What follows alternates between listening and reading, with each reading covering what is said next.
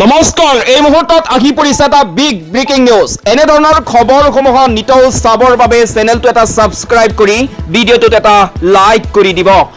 জেহাদীৰ টাৰ্গেট শিলিগুৰিৰ কৰিডৰৰ উত্তৰ পূবক ভাৰতৰ সৈতে বিচ্ছিন্ন কৰাৰ ভয়ংকৰ ষড়যন্ত্ৰ।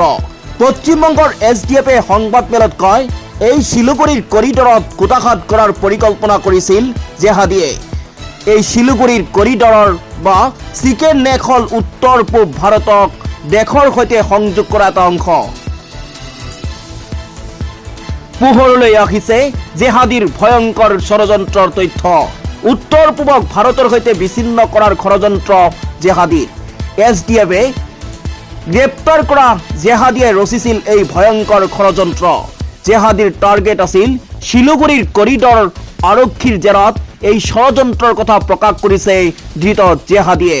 বংগ আৰক্ষীৰ এছডিএফে এক সংবাদমেলত সদৰি কৰিছে এই চাঞ্চলকৰ তথ্য। পশ্চিমবংগৰ এছডিএফে সংবাদমেলত কয়, এই শিলিগুৰিৰ কৰিডৰত কুটাঘাত কৰাৰ পৰিকল্পনা কৰিছিল জেহাদীয়ে। এই শিলিগুৰিৰ কৰিডৰ বা চিকেন নেক হল উত্তৰ পূব ভাৰতক দেশৰ সৈতে সংযোগ কৰা এটা অংশ, যিটো অংশৰ জৰিয়তে উত্তৰ পূবৰ 7খন ৰাজ্যই দেশৰ আন আন প্ৰান্তৰ সৈতে সংযোগ স্থাপন কৰে।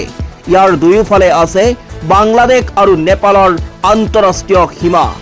সেই শিলিগুৰিৰ কৰিডৰকে টাৰ্গেট কৰি লৈছিল জেহাদীয়ে।